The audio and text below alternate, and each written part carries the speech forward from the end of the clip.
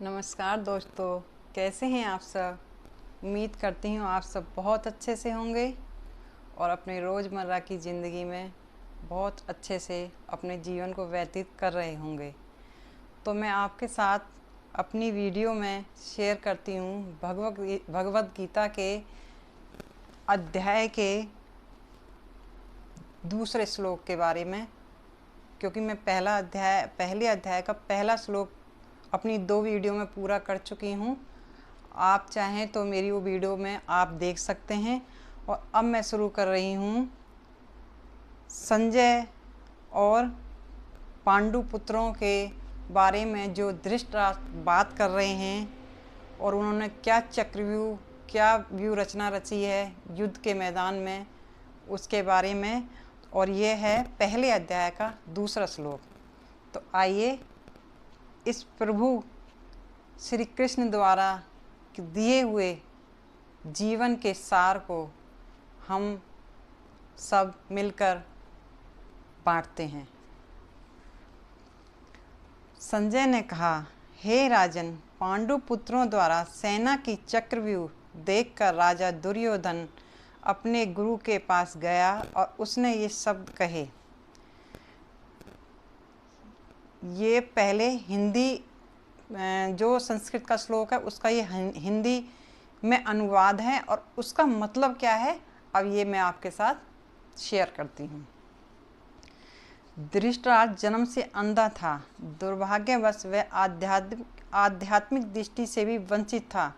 वह यह भी जानता था कि उसी के समान उसके पुत्र भी धर्म के मामले में अंधे हैं और उसे विश्वास था कि वे पांडवों के साथ कभी भी समझौता नहीं कर पाएंगे, क्योंकि पांचों पांडव जन्म से ही पवित्र थे। फिर भी उसे तीर्थस्थान के प्रभाव के विषय में संदेह था। इसलिए संजय युद्ध भूमि की स्थिति के विषय में उसके प्रश्न के मंतव्य को समझ गया। अतः वह निराश राजा को प्रोत्साहित करना चाह रहा था। उसने उसे विश्वास दिलाया कि उसके पुत्र पवित्र स्थान के प्रभाव में आकर किसी प्रकार का समझौता करने नहीं जा रहे हैं। उसने राजा को बताया कि उसका पुत्र दुर्योधन पांडवों की सेना को देखकर तुरंत अपने सेनापति द्रोणाचार्य को वास्तविक स्थिति से अवगत कराने गया। यद्यपि दुर्योधन को राजा कहकर संबोधित किया गया है, तो भी स्थिति की गंभीरता के कारण उसे सेनापति के पास जाना पड़ा। अतः दुर्योधन राजनीतिक बनने के लिए स्वतः उपयुक्त था।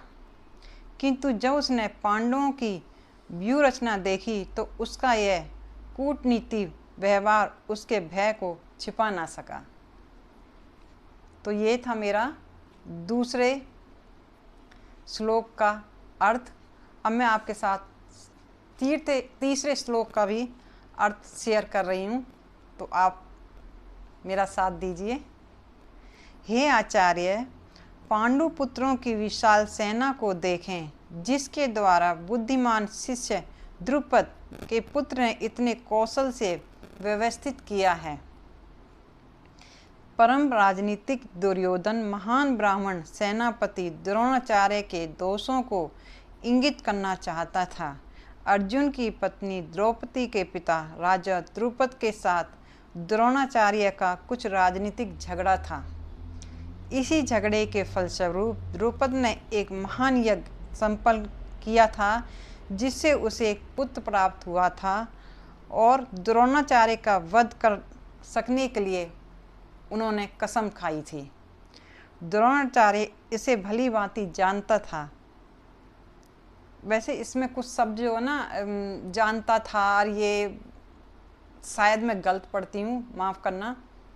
मैं आगे से ध्यान दूंगी अपनी इस गलती को सुधारने के लिए, क्योंकि वो तो बहुत महान भक्त थे भगवान के, तो था ये शब्द यूज करना सही नहीं होगा। आगे से मैं कोशिश करूंगी कि मैं ये गलती ना करूं।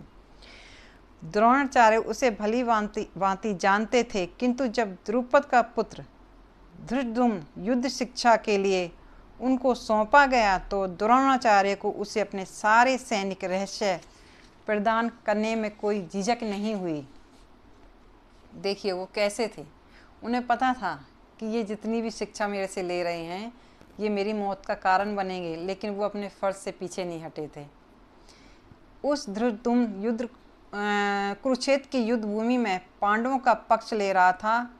अब धृष्टद्युम्न कुरुक्षेत्र की युद्ध भूमि में पांडवों का पक्ष ले रहा था और उसने द्रोणाचार्य जो कला सीखी थी उसी के आधार पर उसने यह व्यूह रचना की थी। दुर्योधन ने द्रोणाचार्य की इस दुर्बलता की ओर इंगित किया जिससे वह युद्ध में सजग रहे और समझौता ना करे। इसके द्वारा वह द्रोणाचार्य को यह भी बताना चाह रहा था कि कहीं वे अपने प्रिय शिष्य पांडवों के प्रति युद्ध में उदारता ना दिखा बैठें। विशेष रूप से अर्जुन उनका अत्यंत प्रिय एवं तेजस्वी शिष्य था। दुर्योधन ने यह चेतावनी दी कि युद्ध में इस प्रकार की उदारता से हार हो सकती है।